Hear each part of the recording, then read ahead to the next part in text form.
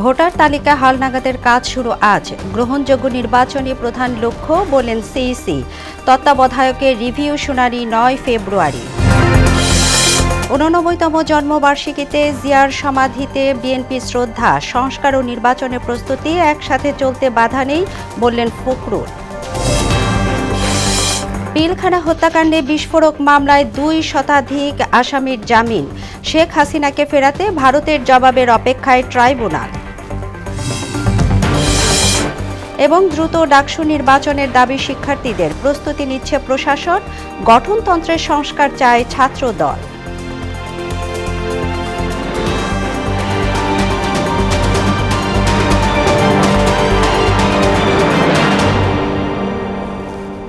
আসসালামু আলাইকুম, সবাইকে মোহনা সংবাদে স্বাগত। শুনছিলেন শিরোনাম, সঙ্গে আছি তাবশিরা লিজা। এবার বিস্তারিত। রাজনীতির মধ্যে ঢুকতে চায় না নির্বাচন কমিশন, আইন কানুন বিধি বিধানের মধ্যে থাকতে চায়। এসব কথা জানিয়ে প্রধান নির্বাচন কমিশনার নাসির উদ্দিন বলেছেন, অবাধ, সুষ্ঠু ও নিরপেক্ষ নির্বাচন অনুষ্ঠানই ইসির প্রধান কাজ। নির্বাচনের লেভেল প্লেয়িং নিশ্চিতই কমিশনের প্রধান কাজ বলেও জানান তিনি। রোববার নির্বাচন ভবনে ভোটার তালিকা হালনাগাদের সরঞ্জাম হস্তান্তর অনুষ্ঠানে সিইসি এসব কথা বলেন। বিস্তারিত জানাচ্ছেন এম আর আসাদ। জানুয়ারির ২০ তারিখ থেকে শুরু হতে যাচ্ছে ভোটার তালিকা হালনাগাদ কার্যক্রম। রোববার সকালে নির্বাচন ভবনে তালিকা হালনাগাদ সরঞ্জাম হস্তান্তর অনুষ্ঠানে উপস্থিত ছিলেন সিইসি ও নির্বাচন কমিশনাররা ছাড়াও ইউএনডিপির প্রতিনিধিরা। সরকারের দেয়া নির্বাচনের সময় অনুসারেই কমিশন সব প্রস্তুতি নিচ্ছে বলে জানান সিইসি নাসির উদ্দিন। মাননীয় প্রধান উপদেষ্টার ঘোষিত যে টাইম ফ্রেম, ওটাকে মাথায় রেখে আমরা কাজ করছি। আমরা চাই যে একদম স্ট্রেট, যাতে সবাই একটা ফ্রি ফেয়ার গেম আমরা উপহার দিতে চাই। সব players can play freely under the rules of the game. That is the environment we want to create, আর অন্য কিছু না। সাংবাদিকদের প্রশ্নের জবাবে বলেন, ভোটার তালিকা নিয়ে তৈরি হওয়া সংশয় দূর করতে কাজ করবে কমিশন। আমরা সন্দেহ দূর করার জন্য তো এই কাজ করতেছি, এত লোক নামাচ্ছে, মাঠে নামাচ্ছি। এখন আর আমরা তো নিশ্চয়ই আমরা আশাবাদী যে এটা সব ধরনের সন্দেহ দূর হবে ইনশাল্লাহ। ৬৫,০০০ লোক কাজ করবে বিভিন্ন লেভেলে। তার মানে আমরা এটা huge programme, we have undertaken a huge programme, যাতে কুইকলি এই কাজটা আমরা within the time, specified time আমরা শেষ করতে পারি। রাজনৈতিক ইস্যুতে কমিশন কোনো মন্তব্য করবে না বলেও জানান সিইসি। রাজনৈতিক বক্তব্য মধ্যে আমরা ঢুকতে চাই না। এম আর আসাদ, মোহনা সংবাদ, ঢাকা। তত্ত্বাবধায়ক সরকার ব্যবস্থা প্রবর্তন করে আনা সংবিধানে ত্রয়োদশ সংশোধনী বাতিলের রায় পুনর্বিবেচনা বা রিভিউ চেয়ে করা আবেদন শুনানি পিছিয়ে আগামী ৯ ফেব্রুয়ারি দিন ধার্য করেছেন আপিল বিভাগ। রোববার বিচারপতি আশফাকুল ইসলামের নেতৃত্বে ৪ সদস্যের আপিল বেঞ্চ এ তারিখ নির্ধারণ করেন। তত্ত্বাবধায়ক সরকার ব্যবস্থা বাতিল সংক্রান্ত সংবিধানের ত্রয়োদশ সংশোধনী বাতিলের রায়ের বিরুদ্ধে ১৬ অক্টোবর রিভিউ করেন বিএনপি মহাসচিব Mirza Fakhrul Islam Alamgir. World economic forum সম্মেলনে যোগ দিতে ৪ দিনের সরকারি সফরে সোমবার রাতে সুইজারল্যান্ডের উদ্দেশ্যে দেশ ছাড়বেন প্রধান উপদেষ্টা ডক্টর মোহাম্মদ ইউনূস। এ সম্মেলনে প্রথমবারের মতো বাংলাদেশ নিয়ে আলাদাভাবে ডায়ালগ ইভেন্টের আয়োজন করবে ওয়ার্ল্ড ইকোনমিক ফোরাম। এতে বাংলাদেশে বিদেশি বিনিয়োগ বাড়ার পাশাপাশি বৈশ্বিক গুরুত্বপূর্ণ শিল্প উদ্যোক্তাদের সঙ্গে গভীর সম্পর্ক তৈরি হবে। রোববার সন্ধ্যায় ফরেন সার্ভিস একাডেমিতে সংবাদ সম্মেলনে প্রধান উপদেষ্টার উপপ্রেস সচিব আবুল কালাম আজাদ মজুমদার এসব তথ্য জানান। তিনি বলেন, সফর শেষে ২৫ জানুয়ারি দেশে ফিরবেন প্রধান উপদেষ্টা। সম্মেলনে আসলে একটা খুব গুরুত্বপূর্ণ দিক হচ্ছে, এখানে একটা বাংলাদেশ বিষয়ক একটা সেপারেট ডায়ালগ হবে, যেখানে বিশ্বের অনেক গুরুত্বপূর্ণ ব্যবসায়িক প্রতিনিধি বা ব্যবসায়িক নেতৃবৃন্দ, পাশাপাশি গুরুত্বপূর্ণ আন্তর্জাতিক প্রতিষ্ঠানের সিইও এখানে যোগ দিবেন। এটা বাংলাদেশের জন্য খুবই গুরুত্বপূর্ণ এবং এটা একটা রেয়ার অপরচুনিটি। সাধারণত উন্নত দেশগুলোই এ ধরনের ফোরামে এই জাতীয় ডায়ালগ করার সুযোগ পায়। বাংলাদেশ ডাব্লিউ ইকোনমিক ফোরামে প্রথমবারের মতো এই ধরনের ডায়ালগে অংশ নেওয়ার সুযোগ পেয়েছে। এদিকে প্রধান উপদেষ্টা প্রফেসর মোহাম্মদ ইউনূসের সঙ্গে বৈঠক করেছেন গুম সংক্রান্ত তদন্ত কমিশনের সদস্যরা।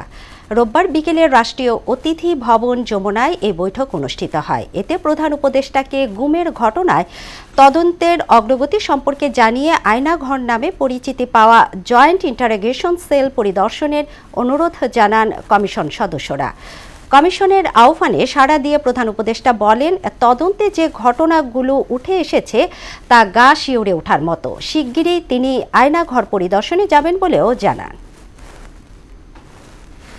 এর আগে রাষ্ট্রীয় অতিথি ভবন যমুনায় প্রধান উপদেষ্টার সঙ্গে সৌজন্য সাক্ষাৎ করেন আর্জেন্টিনার রাষ্ট্রদূত মার্সেলো সেসা।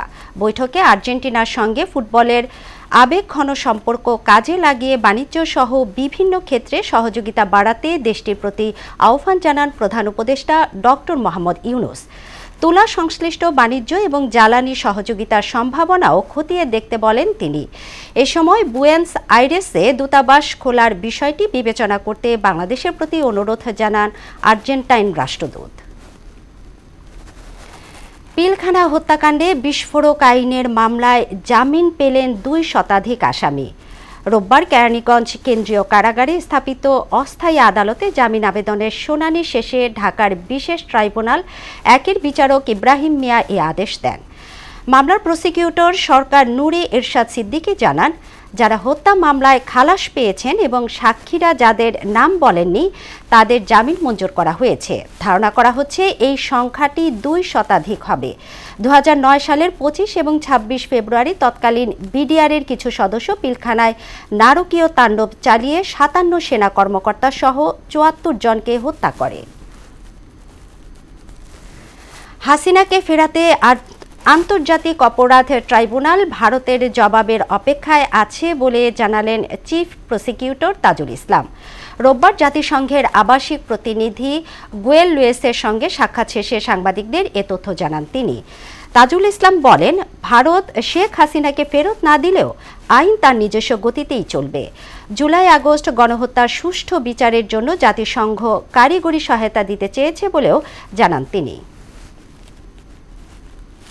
তাকে ট্রেইন করার ব্যাপারে প্রযুক্তিগত সাহায্য দেওয়ার জন্য জাতিসংঘ যদি ব্যবস্থা গ্রহণ করে সেটা আমাদের জন্য হেল্পফুল হবে। বাংলাদেশ সরকার অপেক্ষায় আছে, দেখা যাক তারা জবাব দেয় কিনা। না দিলে আমাদের আইনের নিজস্ব গতিতে চলবে, বিচার প্রক্রিয়া তার নিজস্ব প্রক্রিয়া অনুসরণ করে চলবে। 4 সংস্কার কমিশনের প্রস্তাবনা বাস্তবায়নে রাজনৈতিক দলের ঐক্যমত্য প্রয়োজন বলে মনে করেন বিএনপি মহাসচিব মির্জা ফখরুল ইসলাম আলমগীর। রোববার 89তম জন্মবার্ষিকী উপলক্ষে বিএনপির প্রতিষ্ঠাতা চেয়ারম্যান সাবেক রাষ্ট্রপতি জিয়াউর রহমানের সমাধিতে শ্রদ্ধা শেষে তিনি এসব কথা বলেন। সংস্কার ও নির্বাচনের প্রস্তুতি একসাথে চলতে কোনো সমস্যা নেই বলেও মন্তব্য করেন মির্জা ফখরুল। বিস্তারিত তানজিদ ভুঁইয়া রিপোর্টে। 1936 সালের এই দিনে বগুড়ার গাবতলীর বাগবাড়িতে জন্মগ্রহণ করেন বিএনপির প্রতিষ্ঠাতা সাবেক রাষ্ট্রপতি জিয়াউর রহমান। 1977 সালের 21শে এপ্রিল বাংলাদেশের রাষ্ট্রপতি হিসেবে দায়িত্ব গ্রহণ করেন তিনি। ক্ষমতায় এসেই একদলীয় শাসন বিলুপ্ত করে বহুদলীয় গণতন্ত্র প্রবর্তন করেন জিয়াউর রহমান। 89তম জন্মবার্ষিকীতে শ্রদ্ধা জানাতে চন্দ্রিমা উদ্যানে তার সমাধিতে ছুটে আসেন সারা দেশ থেকে আসা বিএনপি নেতাকর্মীরা। শেখ হাসিনার শাসনামলে টানা 15 বছর জিয়াউর রহমানের জন্মদিন উদযাপন করতে না পারার কষ্টের কথা জানান তারা। জাতীয়তাবাদী দল শহীদ রাষ্ট্রপতি জিয়াউর রহমানের আদর্শে আজকে শক্তিশালী একটি সংগঠনে পরিণত হয়েছে। শহীদ রাষ্ট্রপতি জিয়াউর রহমান, আমাদের নেত্রী দেশনেত্রী বেগম খালেদা জিয়া এবং আমাদের ভারপ্রাপ্ত চেয়ারম্যান আমাদের নেতা দেশনায়ক তারেক রহমান, তাদের নেতৃত্বে তাদের আদর্শে আমরা রাজপথে ছিলাম, রাজপথে এখনো আছি। কেন্দ্রীয় নেতাদের নিয়ে শহীদ জিয়ার প্রতি শ্রদ্ধা জানাতে আসেন দলের মহাসচিব মির্জা ফখরুল ইসলাম আলমগীর। পরে সাংবাদিকদের সঙ্গে আলাপে দেশে গণতন্ত্র প্রতিষ্ঠায় জিয়াউর রহমানের অবদান তুলে ধরেন।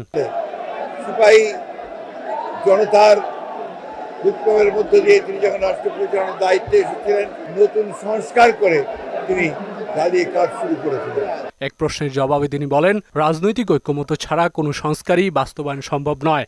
সরকার যেটা বলেছে এবং যে পরিকল্পনা করেছে, এই রিপোর্টগুলো পাওয়ার পর রাজনৈতিক দলগুলোর সঙ্গে আলোচনা করবে, তারপরেই সিদ্ধান্ত হবে এবং ঐক্যমত ছাড়া কোনোটাই গ্রহণযোগ্য হবে না। অন্য এক প্রশ্নের জবাবে মির্জা ফখরুল বলেন, সংস্কার ও নির্বাচনের প্রস্তুতি একসাথে চলতে হবে। কোনো সংস্কার বাকি থাকলে তা পূরণ করবে নির্বাচিত সরকার। নির্বাচন হবে এবং যে সরকার আসবে, যে দল সরকারে আসবে তারা সেই সংস্কারগুলোকে এগিয়ে নিয়ে যাবে। আমরা আমাদের দলের পক্ষ থেকে আমরা পরিষ্কার করে বলতে পারি যে আমরা প্রতিটি সংস্কারকে এগিয়ে নিয়ে যাব। সংস্কারের অজুহাতে নির্বাচন বিলম্ব করা ঠিক হবে না বলেও মন্তব্য করেন বিএনপি মহাসচিব। সকল মানুষের ঐক্য আরো দৃঢ় হোক। তামজিদ ভুইয়া, মোহনা সংবাদ, ঢাকা। এদিকে পতিত শেখ হাসিনা বর্বর শাসক হয়ে উঠেছিলেন বলে মন্তব্য করেছেন বিএনপির সিনিয়র যুগ্ম মহাসচিব রুহুল কবির রিজভী। বিচার ব্যবস্থা সহ সব সেক্টরে একচ্ছত্র আধিপত্য করে তিনি দুর্নীতির আখড়া করে তুলেছিলেন বলেও অভিযোগ করেন তিনি। রোববার বিকেলে শহীদ রাষ্ট্রপতি জিয়াউর রহমানের 89তম জন্মবার্ষিকী উপলক্ষে বগুড়ার গাবতলীতে দুস্থদের মাঝে শীত বস্ত্র বিতরণ অনুষ্ঠানে একথা বলেন রিজভী। এ সময় শহীদ প্রেসিডেন্ট জিয়াউর রহমানের দেশপ্রেমের গভীরতার বর্ণনাও দেন তিনি। একদিকে স্বাধীনতার ঘোষণা, একদিকে অসম সাহসিকতা, দেশপ্রেম, দুর্জয়তার নেতৃত্বের মধ্যে দিয়ে স্বাধীনতা যুদ্ধ তিনি করেছেন। দুর্ভিক্ষ কবলিত দেশ, চারিদিকে মানুষের হাহাকার, এর মধ্যে এই দেশটিকে তিনি গড়ে তুললেন। শেখ হাসিনা সকল আইনের ঊর্ধ্বে ছিলেন, তিনি সকল বিচার বিভাগের ঊর্ধ্বে ছিলেন। তার হাতে তিনি মনে করেছেন যে নমরুদ যেমন তার ক্ষমতায় হাতে নিয়ে মনে করেছে যে তাকে আর কেউ স্পর্শ করতে পারবে না। তিনি দুর্নীতি করবেন, টাকা মারবেন, টাকা পাচার করবেন। রক্ত ঝরলেও দেশের সীমান্ত সুরক্ষিত থাকবে বলে জানিয়েছেন স্বরাষ্ট্র উপদেষ্টা জাহাঙ্গীর আলম চৌধুরী। কার্যকর নিরাপত্তা ব্যবস্থার ফলে সীমান্ত সমস্যা সামনে আসছে বলেও জানান তিনি।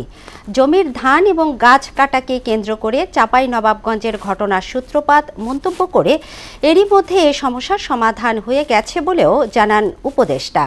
রোববার রাজধানীর তেজগাঁও এক অনুষ্ঠানে এসব কথা বলেন তিনি। উষা ফেরদৌসকে সঙ্গে নিয়ে সুরাইয়া মুন্নির রিপোর্ট। 137তম সার্ভে সেটেলমেন্ট প্রশিক্ষণ কোর্সের তেজগাঁওয়ের ভূমি ভবনে বিসিএস ক্যাডার ও জুডিশিয়াল সার্ভিস কর্মকর্তাদের সার্ভে ও সেটেলমেন্ট প্রশিক্ষণের সনদপত্র বিতরণ অনুষ্ঠানে অংশ নেন স্বরাষ্ট্র উপদেষ্টা জাহাঙ্গীর আলম চৌধুরী। আমাদেরকে সাহায্য করবে বলে আমি বিশ্বাস করি। তিনি বলেন, সীমান্তে নিরাপত্তা জোরদার করতে সরকার ব্যবস্থা নিচ্ছে। রক্ত ঝরলেও সীমান্ত সুরক্ষিত থাকবে। আগে যেহেতু কোনো পদক্ষেপ ছিল না, এই জন্য কোনো রকম বর্ডারে কোনো কিছু হয় নাই। এখন যেহেতু আপনি পদক্ষেপ নিচ্ছেন দেখি তো এইসব ঘটনা ঘটছে। আমাদের জনগণ সবসময় আমাদের সাহায্য করে যাচ্ছে। বিজিবি কিন্তু সবসময় সীমান্তে অ্যালার্ট আছে। আমাদের রক্ত ঝরবে কিন্তু সীমান্ত সুরক্ষা থাকবে। জমির ধান ও গাছ কাটাকে কেন্দ্র করে চাঁপাইনবাবগঞ্জের ঘটনার সূত্রপাত উল্লেখ করে এরই মধ্যে এ সমস্যার সমাধান হয়ে গেছে বলেও জানান উপদেষ্টা। দুই একজন সাধারণ জনগণ আহত হয়েছে, তো এটা মেজর কোনো কিছু না। এটা নিয়ে ওই বিএসএফ এবং বিজিবির ভিতর আলোচনার মাধ্যমে এটা একটা সমাধান হয়ে গেছে। এদিকে চাঁপাইনবাবগঞ্জের শিবগঞ্জ সীমান্তে বিএসএফ এর কাঁটাতারের বেড়া নির্মাণ নিয়ে শনিবার ধান ও গাছ কাটাকে কেন্দ্র করে নতুন অস্থিরতা শুরু হয়। উৎসুক জনতা যেন সীমান্তে আসতে না পারে সেজন্য স্থানীয় জনগণকে প্রতিরোধ গড়ে তোলার আহ্বান জানান 59 বিজিবির অধিনায়ক লেফটেন্যান্ট কর্নেল গোলাম কিবরিয়া। এই এলাকার জনগণ পাশে থেকে তারা শক্ত প্রতিরোধ গড়ে তুলবে, যেন উৎসুক জনতায় হাজার হাজার জনগণ যেন এই কৃষকের জমিতে না নেমে কৃষকের ফসল নষ্ট না করে। আমরা এই ব্যাপারে কাজ করছি। বর্তমানে পরিস্থিতি স্বাভাবিক আছে বলেও জানান তিনি। আমি ওই পদক্ষেপ নেওয়ার জন্যই চেষ্টা করছি। সুরাইয়া মুন্নি, মোহনা সংবাদ, ঢাকা। মতবিরোধ নিরসন করে দ্রুত ডাকসু নির্বাচনের দাবি জানিয়েছেন ঢাকা বিশ্ববিদ্যালয়ের শিক্ষার্থীরা। এতে সায় জানিয়ে বিশ্ববিদ্যালয় কর্তৃপক্ষ হাঁটছে নির্বাচনের পথে। তবে বিএনপির সহযোগী সংগঠন ছাত্রদল বলছে, নির্বাচনের আগে ডাকসুর গঠনতন্ত্রে প্রয়োজনীয় সংস্কার জরুরি। ছাত্র সংগঠন নির্বাচন নিয়ে মাহবুব হাসান রিপনের 5 পর্ব ধারাবাহিকের প্রথম কিস্তি আজ। ছাত্র সংহতি প্রেক্ষাপটে ঢাকা বিশ্ববিদ্যালয় কেন্দ্রীয় ছাত্র সংসদ ডাকসু অতি গুরুত্বপূর্ণ একটি সংগঠন। দীর্ঘ 28 বছর পর 2019 সালে ডাকসু নির্বাচন হলেও সে ধারাবাহিকতা আর বজায় থাকেনি। গেল 5 আগস্ট শেখ হাসিনা সরকার পতনের পর এখন দাবি উঠেছে নতুন নির্বাচনের। তবে তার আগে নতুন পরিবেশে ডাকসুর গঠনতন্ত্রে প্রয়োজনীয় সংস্কার দেখতে চান শিক্ষার্থীরা। বিভিন্ন পর্যায়ে একটা সংস্কার, গঠনতন্ত্র সব কিছু মিলায়ে একটি পরিস্থিতি আমার মনে হয় না খুব তীব্রভাবে ডাকসুর জন্য অনুকূল। ছাত্রদের যে জন আকাঙ্ক্ষা আছে সে আকাঙ্ক্ষা বোঝার যে একটা ক্যাপাসিটি, তাদের যে একটি ধরনের মানুষকে বোঝার যে একটি ক্ষমতা, সেটা যেন তৈরি হয় এই প্রত্যাশা আমরা রাখি। তো শিক্ষার্থী নির্বাচন হচ্ছে, শিক্ষার্থীর কথাকেই যেন আমরা গুরুত্ব দিই, অন্য কোনো থার্ড পার্টি যাতে না আসে। নির্বাচিত ডাকসুর মধ্য দিয়ে ঢাকা বিশ্ববিদ্যালয়ের সাধারণ শিক্ষার্থীদের কথাটা যেন তাদের মধ্য দিয়ে ফুটে ওঠে আর কি। বর্তমানে বিশ্ববিদ্যালয় ডাকসুর থেকে আরো অনেক গুরুত্বপূর্ণ দিক আছে যেখানে আগে সংস্কার দরকার। সংস্কারের পাশাপাশি একটু সময় নিতে চাই বিএনপি সহযোগী সংগঠন ছাত্রদল। যখন একটা লেভেল প্লেইং ফিল্ড হবে, যখন স্বাভাবিক কার্যক্রমে সবাই থাকবে, তখন আসলে ডাকসু ইলেকশনটা দিলে সেটা সবার জন্য আমার কাছে মনে হয় যে এটা একটা ভালো অপরচুনিটি হবে। তবে বৈষম্য বিরোধী ছাত্র আন্দোলন এবং ছাত্র শিবির চাইছে দ্রুত সময়ের মধ্যে ডাকসু নির্বাচনের ব্যবস্থা করা হোক। আহ্বান জানাবো বিশ্ববিদ্যালয় প্রশাসনের প্রতি এই সংস্কারটুকু যাতে জানুয়ারির ভিতরে শেষ করে ফেব্রুয়ারির ভিতরে ডাকসুটা দেয়। একটা স্বতঃস্ফূর্ত অংশগ্রহণের মধ্যে দিয়ে একটা ডাকসু হবে যেখানে শিক্ষার্থীদের ম্যান্ডেট নিয়ে যারা কাজ করবে, শিক্ষার্থীদের রাইটস নিয়ে যারা ভয়েস রেইজ করবে এবং তাদের এক্সিকিউশন প্ল্যানটা হচ্ছে শিক্ষার্থী বান্ধব হবে।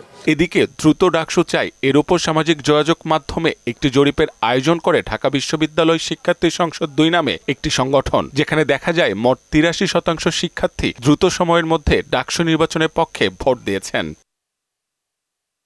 গঠনতন্ত্র সংস্কার ও দ্রুত নির্বাচনের দাবিকে আমলে নিয়ে ইতোমধ্যে কাজ শুরু করেছে বিশ্ববিদ্যালয় প্রশাসন। ডাকসুর গঠনতন্ত্র সংস্কারের জন্য আমরা একটা কমিটি করেছি। শিক্ষার্থীদের একটা মতামত ছিল যে ফেব্রুয়ারির মধ্যে করার জন্য। আমরা চাই ডাকসু নির্বাচনটা মোটা দাগে এটা অন্তর্ভুক্তিমূলক হোক। বাংলাদেশের মিনি পার্লামেন্ট বলা হয়ে থাকে ডাকসুকে। শিক্ষার্থীদের দাবি ফেব্রুয়ারির মধ্যেই ডাকসু নির্বাচন আয়োজন করা হোক। শিক্ষার্থীদের এই দাবিকে সমর্থন জানাচ্ছেন প্রশাসনও। তারাও শিক্ষার্থীদের দাবির সঙ্গে তাল মিলিয়ে ফেব্রুয়ারির মধ্যে ডাকসু নির্বাচন আয়োজনের ক্ষেত্রে প্রয়োজনীয় প্রস্তুতি গ্রহণ করছেন। মাহবুব হাসান রিপন, মোহনা সংবাদ, ঢাকা। আইএফআইসি ব্যাংকের প্রায় 4 কোটি 14 লাখ টাকার 2টি চেক বাউন্স হওয়ার অভিযোগে ক্রিকেটার সাকিব আল হাসান সহ 4 জনের বিরুদ্ধে গ্রেপ্তারি পরোয়ানা জারি করেছে আদালত। ব্যাংকের রিলেশনশিপ অফিসার শাহিবুর রহমান 2024 সালের 15 ডিসেম্বর ঢাকার অতিরিক্ত চিফ মেট্রোপলিটন ম্যাজিস্ট্রেট আদালতে মামলাটি দায়ের করেন। বিস্তারিত জানাচ্ছেন মুন্তাসির মামুন। মামলা বিবরণ অনুযায়ী 2017 সালে ওয়ার্কিং ক্যাপিটাল হিসাবে 1 কোটি এবং টার্ম লোন হিসেবে 1.5 কোটি টাকা আইএফআইসি ব্যাংকের বনানী শাখা থেকে ঋণ নেন মাগুরা 2 আসনের সাবেক সংসদ সদস্য এবং সাবেক বিশ্বসেরা অলরাউন্ডার সাকিব আল হাসানের মালিকানাধীন অ্যাগ্রো ফার্ম। এর মধ্যে ওয়ার্কিং ক্যাপিটাল হিসাবে নেওয়া টাকা সময় মতো পরিশোধ না করায় ব্যাংক ওই টাকা মেয়াদি ঋণে পরিবর্তন করে। টাকা ফেরত চেয়ে কয়েক দফা নোটিশ দেওয়ার পর সাকিবের কোম্পানি চলতি বছরের 4 সেপ্টেম্বর ব্যাংকে 4 কোটি 14 লাখ টাকার 2টি চেক দেয়, কিন্তু অ্যাকাউন্টে যথেষ্ট টাকা না থাকায় চেক বাউন্স করে। এ ঘটনায় গত 18 ডিসেম্বর চেক ডিসঅনার মামলায় ক্রিকেটার সাকিব আল হাসান সহ 4 জনের বিরুদ্ধে সমন জারি করেন ঢাকা অতিরিক্ত প্রধান মহানগর হাকিম মোহাম্মদ মাহবুবুল হকের আদালত। এরপর 18 জানুয়ারি সাকিবকে আদালতে হাজির হওয়ার নির্দেশ দেওয়া হয়। তখন রবিবার নির্দেশ থাকলেও আদালতে হাজির হননি সাকিব আল হাসান। এ কারণে তার বিরুদ্ধে গ্রেফতারি পরোয়ানা জারি করেন ঢাকা অতিরিক্ত মুখ্য মহানগর হাকিম মোহাম্মদ জাহিদুর রহমান। মামলার অন্য আসামিরা হলেন সাকিব আল হাসানের অ্যাগ্রো ফার্ম লিমিটেডের ব্যবস্থাপনা পরিচালক কাজী শাহগীর হোসেন, পরিচালক এমদাদুল হক এবং মালাইকা বেগম। 2024 সালে 15 ডিসেম্বর ঢাকা অতিরিক্ত চিফ মেট্রোপলিটন ম্যাজিস্ট্রেট মাহবুবুল হকের আদালতে সাকিব আল হাসান সহ 4 জনকে আসামি করে মামলা করেন আইএফআইসি ব্যাংকের রিলেশনশিপ অফিসার শাহিবুর রহমান। মুন্তাসির মামুন, মোহনা সংবাদ, ঢাকা। রাজধানীর বনানীতে গ্যাস বিস্ফোরণে দগ্ধ জাতীয় কবি কাজী নজরুল ইসলামের নাতি বাবুল কাজী মারা গেছেন। রোববার বিকেল 5:30টার দিকে জাতীয় বার্ন ও প্লাস্টিক সার্জারি ইনস্টিটিউটে চিকিৎসাধীন অবস্থায় তার মৃত্যু হয়। জরুরি বিভাগের আবাসিক চিকিৎসক শাওন বিন রহমান জানান, বিস্ফোরণে দগ্ধ বাবুল কাজীর শরীরের 74% দগ্ধ হয়েছিল। শনিবার ভোরে বাসায় ওয়াশরুমে গ্যাস লাইটার জ্বালাতে গিয়ে বিস্ফোরণে দগ্ধ হন বাবুল কাজী। পরে আশঙ্কাজনক অবস্থায় তাকে আইসিইউতে ভর্তি করা হয়। পূর্ব তিমুরের অনারারি কনসাল হিসেবে স্বীকৃতি পেলেন শেলটেক গ্রুপের চেয়ারম্যান কুতুবুদ্দিন আহমেদ। পররাষ্ট্র মন্ত্রণালয়ের প্রোটোকল প্রধান খন্দকার মাসুদুল আলম এ সংক্রান্ত একটি চিঠি কুতুবুদ্দিন আহমেদের কাছে হস্তান্তর করেছেন। এর আগে গত বছরের অক্টোবরে তিমুর সরকার বাংলাদেশে কুতুবুদ্দিন আহমেদকে তাদের অনারারি কনসাল হিসেবে নিয়োগ দেয়। কুতুবুদ্দিন আহমেদ বিজিএমইএ ও মেট্রোপলিটন চেম্বারের সাবেক সভাপতি। জুলাই অভ্যুত্থানের পর নৌপথ অস্থিতিশীল করতে বিভিন্ন গ্রুপ সক্রিয় হয়ে উঠেছে বলে অভিযোগ করলেন নৌ পুলিশের ডিআইজি মিজানুর রহমান। তবে নিয়মিত টহল ও অভিযানে তা প্রতিহত করা হচ্ছে বলেও জানান তিনি। রোববার রাজধানীর হাতিরঝিলে এক সংবাদ সম্মেলনে এসব কথা বলেন মিজানুর রহমান। রিপোর্ট করছেন এসইউ সেলিম। নারায়ণগঞ্জ থেকে গাজীপুরগামী পাওয়ার প্ল্যান্টের জ্বালানি তেল বহনকারী জাহাজ থেকে ৩৫০ টন তেল ডাকাতির ঘটনায় ৮ ডাকাতকে গ্রেফতার করেছে নৌ পুলিশ। এ সময় জাহাজ থেকে ডাকাতি হওয়া ৩.৫ কোটি টাকা মূল্যের ৩৫০ টন তেলও উদ্ধার করা হয়। রবিবার রাজধানীর হাতিরঝিলে এক সংবাদ সম্মেলনে নৌ পুলিশের ডিআইজি মিজানুর রহমান বলেন, নৌপথ অস্থিতিশীল করতে বিভিন্ন গ্রুপ সক্রিয় থাকলেও পুলিশের অভিযান অব্যাহত রয়েছে। কিছু কিছু জায়গায় নৌ ডাকাতি অথবা নৌ অপরাধ কিন্তু আমরা এগুলাকে প্রতিরোধ করার জন্য সর্বোচ্চ চেষ্টা করছি। এগুলা নিয়ে আমরা কাজ করছি। সরকারও সর্বোচ্চ প্রায়োরিটি নৌপথকে নির্বিঘ্ন করার জন্য সর্বোচ্চ চেষ্টা করছে। তেলবাহী জাহাজে ডাকাতির ঘটনাকে পরিকল্পিত দাবি করে এ ঘটনায় জড়িতদের অস্ত্রসহ আটক করার কথাও জানানো হয়। সলিমাবাদ জায়গাটার নাম, সেখান থেকে আমরা এই জাহাজটাকে উদ্ধার করতে সক্ষম হয়েছি। অর্থাৎ তারা এই 7 দিন ধরে বিভিন্ন জায়গায় ঘোরাঘুরি করছে।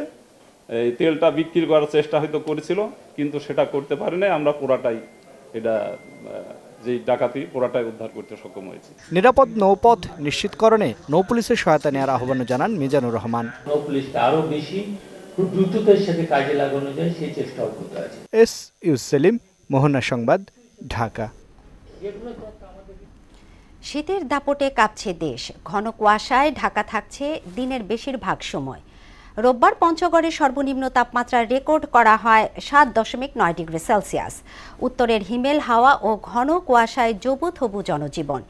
শীতের তীব্রতার কারণে বিপাকে পড়েছে নিম্ন আয়ের মানুষ। অনেকেই আগুন জ্বালিয়ে শীত নিবারণের চেষ্টা করছে। হেডলাইট জ্বালিয়ে চলাচল করছে যানবাহন। এদিকে ঠান্ডাজনিত রোগের কারণে হাসপাতালগুলোতে বাড়ছে রোগীর সংখ্যা।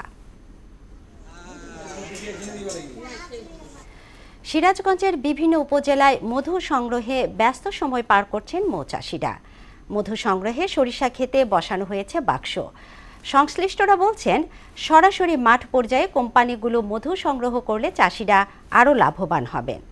সোহেল রানার প্রতিবেদন, জানাচ্ছেন শারমিন স্বর্ণা। সিরাজগঞ্জের চলনবিল সহ বিভিন্ন উপজেলার মাঠে এখন হলুদ ফুলের সমারোহ। এসব ক্ষেতে 20,000-এর অধিক মৌবাক্স স্থাপন করে সংগ্রহ করা হচ্ছে মধু। এখানে কাজ করছে প্রায় 2.5 শতাধিক চাষি। চাষিরা প্রতি সপ্তাহে একবার বাক্সগুলো থেকে বিশেষ পদ্ধতিতে মধু সংগ্রহ করছেন। মৌমাছি মধু সংগ্রহ করায় ফুলে পরাগায়ন হয়ে বাড়ছে সরিষার ফলনও। আমরা মৌমাছি প্রদর্শন করি, প্রতিটা বক্সে কি কাজ করা লাগে। আমাদের এখানে কাজ করি হলে আমাদের লোকজন ফ্রেম নিয়ে এসে দেয়। আমি সিল কাটে নিয়ে এসে মেশিনে দিয়ে হারভেস্ট করে এটা মধু সংগ্রহ করি। শস্য লাভজনক, অল্প খরচে চাষ ভালো হয়। সিন্ডিকেট ভেঙে নির্ধারিত দাম এবং আধুনিক মৌবাক্স বিতরণ, মধু সংরক্ষণে প্লান্ট স্থাপন সহ কোম্পানিগুলো সরাসরি মধু সংগ্রহ করলে চাষিরা আরও লাভবান হবেন। সরিষার মৌসুম থেকে আমাদের মধু ঋতু শুরু হয়। সরিষার ফুল ফোটার সঙ্গে সঙ্গে আমরা মৌ কলোনিগুলো মাঠে নিয়ে এসে প্রতিস্থাপন করি এবং তার পরিচর্যা করি। বিদেশে থেকে কিছু প্রশিক্ষক নিয়ে এসে আমাদের বেকার যুবকদের, শিক্ষিত যুবকদের যদি মনে হয় যে ট্রেনিং করায় এই শিল্পের ভিতরে নামায়, তাহলে চাকরির পিছনে দৌড়ান লাগবে না। আর তারাও লাভবান হবে, কৃষক লাভবান হবে, দেশ লাভবান হবে। সিরাজগঞ্জে সবচেয়ে বেশি সরিষা চাষ হচ্ছে জানিয়ে কৃষি কর্মকর্তা বলেন, চলতি বছর জেলায় প্রায় 88,000 হেক্টর জমিতে সরিষা চাষ হয়েছে। প্রায় 250 জনের মতো মোবাইল আছে যারা বিভিন্ন সরিষা মাঠে তারা মধুর বাক্স বাসায় মধু আহরণ করে থাকে। আমাদের এবার 382 মেট্রিক টন মধু আহরণের চাহিদা ছিল। তাতে আশা করছি আমাদের প্রায় 11.5 কোটি টাকার মধু উৎপাদন হবে। এবছর সিরাজগঞ্জে 382 মেট্রিক টন মধু সংগ্রহের লক্ষ্যমাত্রা নির্ধারণ করা হয়েছে। শারমিন স্বর্ণা, মোহনা সংবাদ।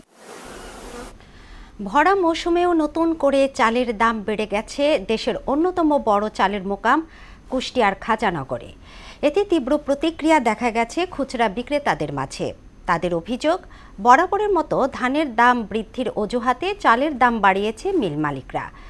মিলন খন্দকারের প্রতিবেদন, জানাচ্ছেন বুশরাত জাহান।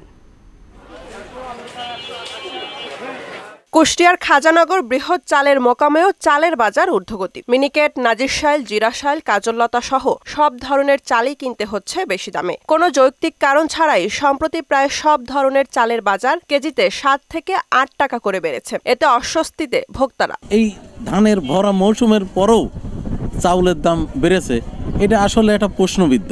যে 500 টাকা আয় করি, এই টাকাতে তো 2-3 কেজি চাল কিনতে গেলেই আর হচ্ছে না। ফ্যামিলি চালাতে খুব কষ্ট হয়ে যায়। 1 কেজি চাল কিনতেই যদি এত টাকা শেষ হয়ে যায়। শুধুমাত্র চাউলটা কেন আমাদেরকে এত দামে কিনে খেতে হবে? আমরা এই যে কুষ্টিয়ার বাসিন্দা, কুষ্টিয়াতে চাউলের উৎপাদন হয়, এখানে এত অটো রাইস মিল, কিন্তু আমরা কিনতে পাচ্ছি না। ধানের দাম বৃদ্ধিতে বেড়েছে চালের দাম। মিল মালিকদের এমন কথায় মিশ্র প্রতিক্রিয়া দেখা গেছে খুচরা বিক্রেতাদের মধ্যে। মিল রেট থেকেই চালের দামটা আমদানির সাথে সমতা রেখে বাড়াই দেওয়া হলো। তো পরবর্তীতে এখানে বাজার নির্ধারণের মিটিং হয়েছে, এখানে মনিটরিং আসছে, তারা দেখছেন, তারা দেখে একটা বাজার একটা নীতিমালা আছে, সেই তার আলোকে আমাদের একটা ফিক্সড করে দিয়েছেন। বাজার মনিটরিং এর কাজ চলমান আছে জানিয়ে জেলা প্রশাসক বললেন, নির্বাহী ম্যাজিস্ট্রেট ও আইন শৃঙ্খলা বাহিনীর মাধ্যমে মোবাইল কোর্ট পরিচালনা করা হচ্ছে। বললেন, সিন্ডিকেটে জড়িতদের বিরুদ্ধে ব্যবস্থা নেওয়া হবে। বর্তমান যে বাজার মনিটরিং এর কার্যক্রম চলমান রয়েছে, তার মধ্যে আমাদের নিয়মিত মনিটরিং করা হচ্ছে আমাদের কর্মকর্তাদের মাধ্যমে। সিন্ডিকেটের মূলে যে সমস্ত যারা জড়িত রয়েছে তাদের খুঁজে বের করার জন্য আমাদের প্রচেষ্টা অব্যাহত রয়েছে। তাদেরকে যথাযথ আইনের আওতায় আনা হবে। নিয়মিত মনিটরিং এর মাধ্যমে চালের বাজার যাতে সহনীয় রাখা হয়, এমনটা প্রত্যাশা ভোক্তাদের। বুশরাত জাহান, মোহনা সংবাদ। ফুটবল তারুণ্যের উৎসব সামনে রেখে 25 জানুয়ারি দেশব্যাপী শুরু হচ্ছে বাফুফে অনূর্ধ্ব-15 জাতীয় ফুটবল লীগ। রোববার বাফুফে কার্যালয়ে লোগো উন্মোচন এবং ড্র অনুষ্ঠানে এ কথা জানানো হয়।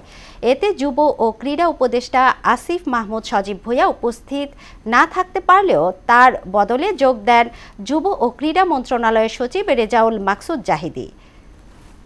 বিশেষ অতিথি ছিলেন টুর্নামেন্টের টাইটেল স্পন্সরশিপ ইউনাইটেড কমার্শিয়াল ব্যাংকের চেয়ারম্যান শরীফ জহির। এছাড়াও উপস্থিত ছিলেন বাফুফের ভাইস প্রেসিডেন্ট সহ ঊর্ধ্বতন কর্মকর্তারা।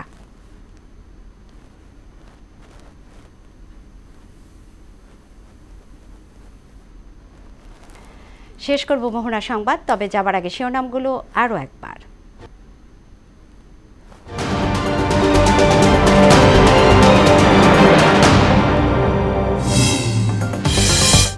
ভোটার তালিকা হালনাগাদের কাজ শুরু আজ। গ্রহণযোগ্য নির্বাচনী প্রধান লক্ষ্য, বললেন সিইসি। তত্ত্বাবধায়কের রিভিউ শুনানি 9 ফেব্রুয়ারি। 89তম জন্মবার্ষিকীতে জিয়ার সমাধিতে বিএনপির শ্রদ্ধা, সংস্কার ও নির্বাচনের প্রস্তুতি একসাথে চলতে বাধা নেই, বললেন ফখরুল। পিলখানা হত্যাকাণ্ডে বিস্ফোরক মামলায় 2 শতাধিক আসামির জামিন। শেখ হাসিনাকে ফেরাতে ভারতের জবাবের অপেক্ষায় ট্রাইব্যুনাল।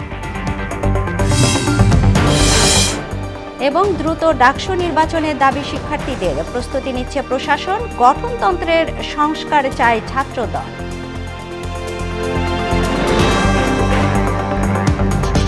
এই ছিল মোহনা সংবাদে। মোহনার সবশেষ খবর জানতে ভিজিট করুন www.mohona.tv। সংবাদ দেখতে পারেন ফেসবুক ও ইউটিউবে। এতক্ষণ সঙ্গে থাকার জন্য ধন্যবাদ।